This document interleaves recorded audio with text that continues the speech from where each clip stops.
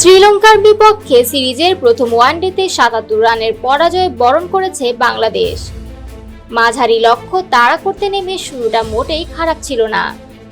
তানজিদ তামিম ও নাজমুল হোসেন শান্তের ব্যাটে ভর করে ভালো এগোচ্ছিল টাইগাররা, কিন্তু দলীয় ৯৯ রানে রান আউটে কাটা পড়েন শান্ত। আর এরপর যেন সবকিছু বদলে যেতে শুরু করে। মাত্র ৬ রান ব্যবধানে একের পর এক উইকেট হারিয়ে ১০৫ রানে ৮ উইকেট পড়ে যায়। মুহূর্তে বদলে যায় ম্যাচের চিত্র।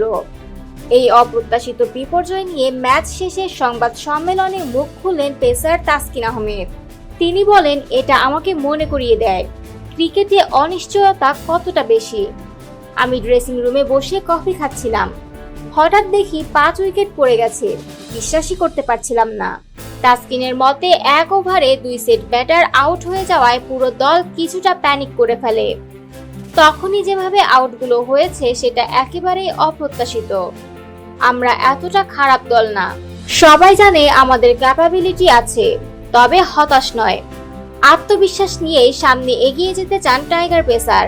তাসকিন বলেন, আমরা স্বপ্ন দেখি, প্রতিদিন কঠোর পরিশ্রম করি। এই হারের পেছনে কারণ আছে, কিন্তু এখান থেকে শিক্ষা নিয়ে ঘুরে দাঁড়াতে হবে। আমরা পারি এবং পারবো ইনশাআল্লাহ। বাকিটা আল্লাহর ইচ্ছা। আমাদের জন্য দোয়া করবেন। বাংলাদেশ দলের এই ব্যর্থতা ভক্তদের হতাশ করলেও সামনে যে আরো ২টি ম্যাচ আছে সেই সুযোগটাই এখন বড় ভরসা।